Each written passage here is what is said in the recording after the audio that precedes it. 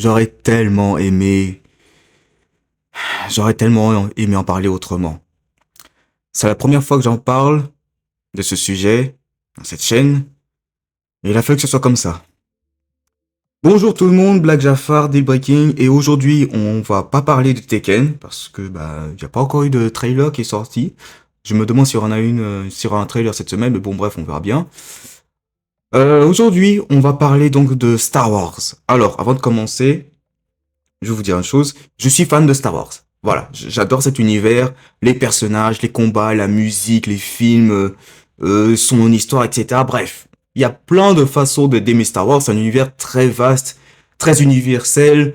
Voilà, chacun, entre guillemets, peut trouver son compte chez Star Wars.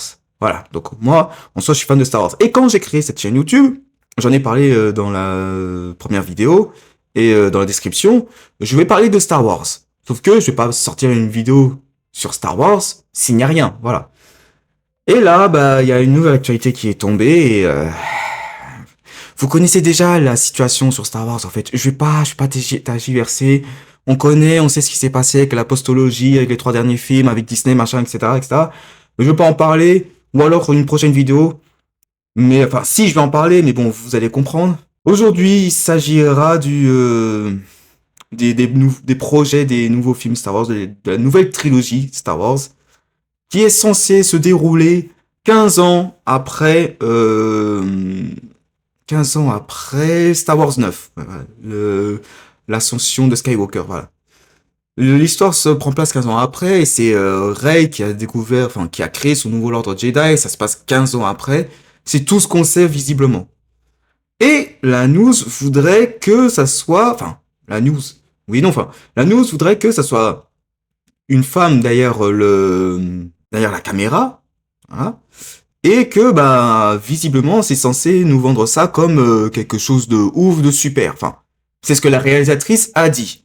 La réalisatrice Charmin Obaid Chinoy a prétendu, voilà, que voilà, cette nouvelle trilogie Star Wars sera la première, enfin, ce film, pardon, sera la première faite par une femme. Genre, il y avait jamais eu de femme avant. Bon, déjà, Kathleen Kennedy, meuf. La meuf en charge et présidente, entre guillemets, de Star Wars, en tout cas niveau film, etc., c'est Kathleen Kennedy. Donc déjà, non. En fait, même si c'était un homme derrière la caméra, il y aurait Kathleen Kennedy au-dessus du mec. Donc non, en fait. Comme ta joie. Et de deux, il y a déjà eu des meufs. Il y a déjà eu des femmes, pardon, pour être en charge sur Star Wars, d'un point de vue créatif, réalisation, etc. Et l'une des personnes qui a aidé à créer Star Wars et qui a contribué fortement, c'est la femme de George Lucas, à l'époque. Donc voilà. Donc bon, tiens ça. En fait, je pourrais passer des heures sur ça, mais en vrai, c'est même pas ça le problème. Le truc, c'est que je sais pas ce qu'il y a avec Star Wars en ce moment, mais il y a un problème de communication, mais c'est pas possible.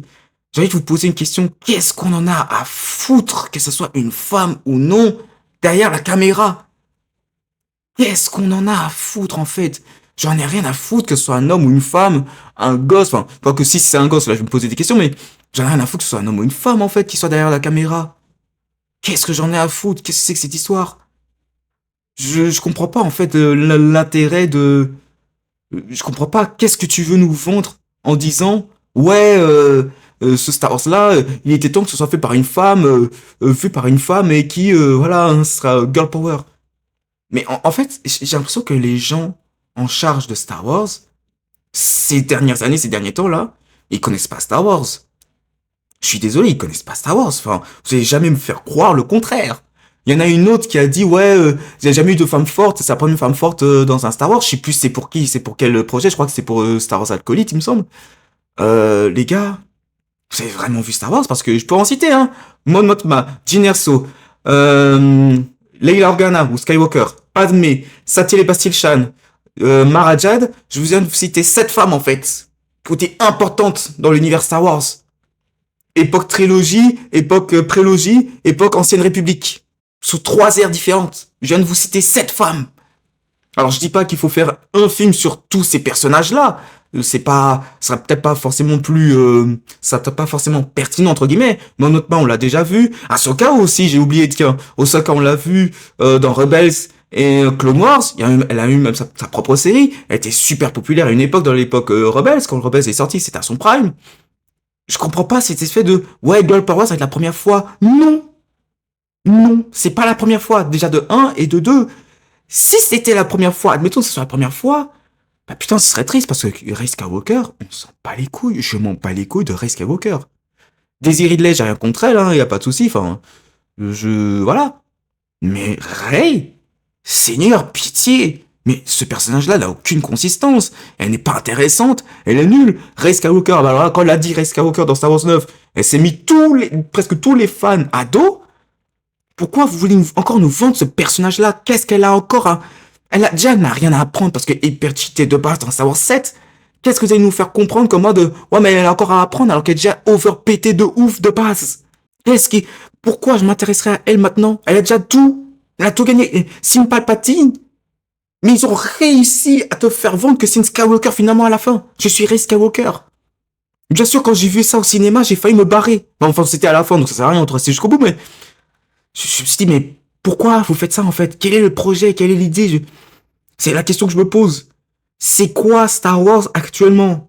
Le seul terrain où Star Wars se porte plus ou moins bien, d'un point de vue plus ou moins potable, c'est les jeux vidéo. C'est tout. Et encore, hein, c'est que les deux derniers jeux qui ont plutôt bien marché. Sinon, Star Wars Battlefront 1 et 2, je suis désolé, c'est une daube. Graphiquement, c'est magnifique, faut le dire. Tu es dans l'univers et tout, mais il y a trop de drama, il y a trop de merde autour de ces jeux-là. Ça ne vaudra jamais le Battlefront 5 de 2002, sorti sur PlayStation 2, PC, etc., dont les serveurs sont encore ouverts actuellement, c'est vous dire. C'est que les Jedi Survivor, mais sinon les autres, Rogue Squadron c'était bien, mais ça peut faire un flop, on dirait qu'on n'a jamais entendu parler. C'est que ça en fait. Il y a que sur les jeux vidéo où ça se porte plus ou moins bien. Et je parle époque Disney, hein, évidemment. Il y a que sur ça que ça marche bien. C'est terrible qu'un univers cinématographique, parce que je répète, hein, Star Wars, c'est un univers cinématographique. C'est pas tiré d'un comics, du BD ou d'un manga ou autre, c'est vraiment cinéma de base, qui a révolutionné le monde du cinéma, qui ont été limite... Les films Star Wars ont été enseignés à une époque dans les écoles du cinéma, la quête du héros, de Joseph Campbell dans la trilogie Star Wars. C'est quelque chose, Star Wars. C'est un événement. Quand Star Wars sortait tous les 3 ans, c'était un événement. Il fallait 3 ans pour sortir un Star Wars. T'étais au lycée, t'es en seconde, tu vois Star Wars 7, t'es en terminale, tu passes ton bac, tu vas voir Star Wars 6.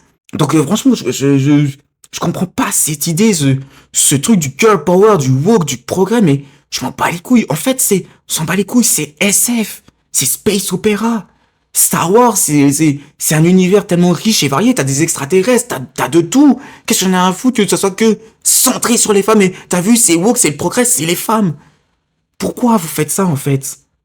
Pourquoi vous vous mettez à point d'honneur à salir un univers qui est déjà presque mort et enterré, hein? Là, il a déjà Star Wars, ça me fait chier de dire ça, parce que comme je dis au début de la vidéo, ça me fait chier de dire ça, mais Star Wars a déjà un pied dans la tombe. Faut le dire les choses, faut dire les termes, ça a déjà un pied dans la tombe, si ce n'est même les deux. Donc plus qu'à donner le dernier coup de pelle, et ça, c'est terminé. Et à mon avis, cette dernière trilogie, là, vu comment c'est parti, c'est le dernier coup de pelle. Voilà, vous aurez beau vous ramener le truc de fan service série, on ramène Ewan McGregor, ramène Hayden Christensen, vous avez beau faire le fan service autant que vous voulez. Si cette trilogie, si ce film sort, c'est fini de savoir. Mais genre, il y aura même pas de comeback en fait. Il y aura même pas de comeback. Parce que si vous décidez d'enterrer Star Wars, on n'en parle plus pendant 10-20 piges et que ça reviendra, ce sera plus jamais comme avant. Ce sera pas un événement comme annoncé dans Star Wars 7, le réveil de la Force. Parce que le réveil de la Force, ça aurait pu marcher parce que c'est Star Wars, c'est nostalgique, ça fait longtemps, ça fait depuis 2005 qu'on n'a pas vu un film Star Wars. Voilà, il y a le côté nostalgique, la douille a pu passer. Là, la douille, elle va plus passer, les gars. Là, vous pouvez plus tromper personne, vous pouvez plus tromper qui que ce soit. Donc c'est fini, en fait. Et je vais vous dire une autre chose, parce que là, j'ai l'impression que Disney en fait exprès. C'est... Quand tu as 2 des 3 acteurs principaux, celui qui jouait Finn et Adam Driver, qui crachent sur Star Wars et qui fera plus Star Wars, posez-vous des questions encore une fois. Dites-vous, est-ce qu'on n'est pas en train de merder? Parce que oui, Adam Driver, il y a plusieurs semaines de cela, Il a dit, je ne ferai plus de Star Wars. Déjà de 1, parce que son personnage est mort. Enfin, quoique, on peut le faire revenir... Non, on peut pas le faire revenir en Ghost Force. Quoique si, il me semble, mais bref, son personnage est mort. Il ne reviendra plus. Mais tu vois, dans les derniers Star Wars, si t'as une meuf, elle se fait transpercer 2 fois, il est encore en vie. Donc bon, là, à ce moment-là, la logique, what the fuck. Mais lui-même, il dit, il refera plus Star Wars, et il a même avoué qu'elle était trompée par J.J. Abrams. Le script qui a été prévu, ça n'a pas été le script final, en fait. Donc, quand tu as même Adam Driver, qui joue le personnage, ça fait chier de dire ça, mais le personnage le plus intéressant de la dernière trilogie, et Dieu sait à quel point cette trilogie, c'est de la merde. Faut se poser les bonnes questions. Faut se dire, attends, est-ce qu'on n'est pas en train de merder, là, en fait? Je comprends pas cette envie, ce truc d'espèce de progrès de wokisme ou autre. J'ai rien contre que ça soit une femme. J'ai rien contre le fait que ce soit une héroïne, la protagoniste principale d'un film. D'accord, mais ne me vendez pas un Star Wars sur ça. Je vais pas voir un Star Wars parce que c'est une femme qui est au pouvoir, en fait. Pas plus que je vais voir Star Wars parce que c'est un homme au pouvoir. Je vais voir un Star Wars parce que ça me raconte quelque chose. C'est un univers. Ça a des codes. Ça a ses règles. C'est un truc. C'est quelque chose, Star Wars. C'est peut-être pas l'univers le plus, enfin, si, c'est l'univers le plus dense et riche, complexe, mais il y a pire. Parce que, on dit Star Wars et tout machin, mais va te mater un Star Trek, hein. Je te jure, Star Trek. Si t'as du mal avec Star Wars, Star Trek, tu vas avoir une commotion cérébrale, hein. T'es pas prêt. Tu vas avoir très mal au crâne. Donc, je comprends pas. Star Wars, c'est censé être universel, c'est familial.